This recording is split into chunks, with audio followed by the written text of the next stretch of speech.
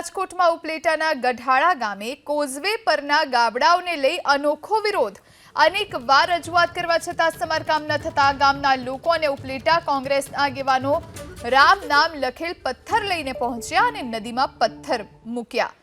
ભગવાન હવે આ કોઝવે બનાવે તો ભલે, ભ્રષ્ટ પ્રશાસન આ પુલ નહીં બનાવે તેવો આરોપ લગાવ્યો। સાથે જ રામ નામની ધૂન પણ બોલાવી। મોજ નદી પર આવેલા આ કોઝવે પર મસ મોટા ગાબડા પડી ગયા છે, જેના કારણે ગામના લોકો અને વિદ્યાર્થીઓ જીવના જોખમે પસાર થવા માટે મજબૂર બન્યા છે। તો રામધૂન બોલાવવામાં આવી છે। ઉપલેટાના ગઢાળામાં કોઝવે પર ગાબડા પડતા લોકો એકઠા થયા છે અને વિરોધ કરી રહ્યા છે। ઉપલેટા કોંગ્રેસ સમિતિ ગ્રામજનોએ વિરોધ નોંધાવ્યો છે। અનોખો વિરોધ। રામ નામના પથ્થર લઈને આવ્યા અને નદીમાં મૂક્યા છે। શ્રી રામ નામ લખેલા પથ્થરો નદીમાં મૂકી અને વિરોધ કરી રહ્યા છે અને ભગવાન હવે આ પુલ બનાવે તો સારું, કારણ કે પ્રશાસન તો નહીં બનાવે તેવું કહેતા પણ તેઓ જોવા મળ્યા। તો રાજકોટમાં રામધૂન બોલાવી પ્રશાસન વિરુદ્ધ સ્થાનિકોએ વિરોધ નોંધાવ્યો છે। ઉપલેટાના ગઢાળામાં કોઝવે પર ગાબડા પડ્યા।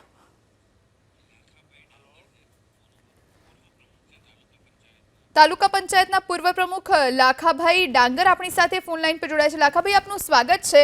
કેટલી વાર રજૂઆતો કરી હશે અને શા માટે આ પુલ નથી બનાવવામાં આવતો?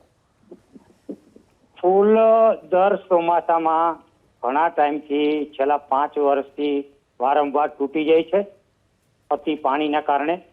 અને આ પુલ છે એક ક્રોઝવે કમ ચેકડેમ છે અને વારંવાર એમને રિપેર કરવામાં આવે છે સંબંધિત ડિપાર્ટમેન્ટ દ્વારા, પરંતુ હાલ આ વર્ષે બહુ અતિ પાણીના કારણે પુલના 3 જગ્યાથી પુલ તૂટી જી જી જી 3 જગ્યાએથી તૂટી ગયો છે અને કોઈ પણ વૈકલ્પિક વ્યવસ્થા ત્યાં છે નહીં।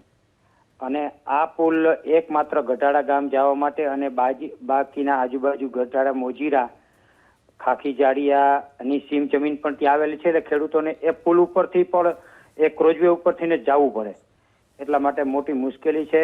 અને બાજુમાં સામે કાંઠે અમુક વસાહત છે, તેના બાળકો પણ ત્યાં પ્રાથમિક શાળામાં ભણે છે, જેથી કરીને આ નદીના પ્રવાહમાંથી અત્યારે જવું પડે ને પારાવાર મુશ્કેલી છે।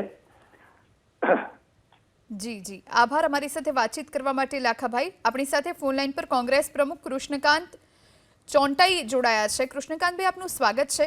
ઉપલેટાના ગઢાળામાં કોઝવે પર ગાબડા પડ્યા છે, અનેક વખત રજૂઆત કરવામાં આવી, તેમ છતાં હજુ સુધી કોઝવે બન્યો નથી। કેટલા લોકોને અસર થાય છે દૈનિક?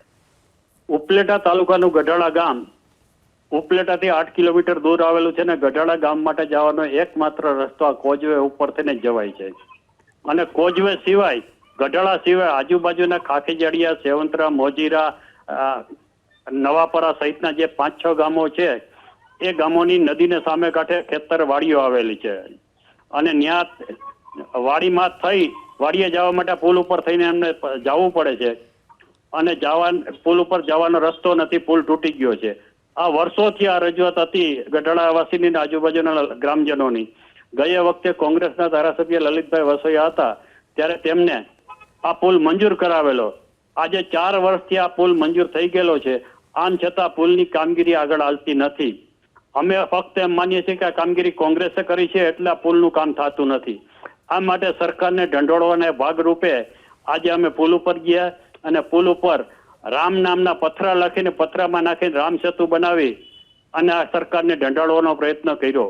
અમે જ્યારે પુલ ઉપર ગયા ત્યારે જોયું કે 5 થી 7 ધોરણના બાળકો સામે કાંઠે ગઢાળાથી ઉપલેટા બાજુ આવવા માટે નદીના પાણીમાં આવતા 5મા અને 7મા ધોરણના બાળકો છે એ વધીને 10-11 વર્ષના બાળકો હોય, હવે એને નદીમાંથી પસાર થવું પડે। નદીનું પાણી ગમે ત્યારે વધઘટ થઈ શકે અને બાળકો તણાઈ જાય આવી સ્થિતિ હોય, એને નદી પાર કરાવવા માટે ગઢાળામાંથી એમના વાલીઓ બાળકો સાથે આવે અને નદીમાંથી ભેગા લઈને સામે કાંઠે લઈ જાય।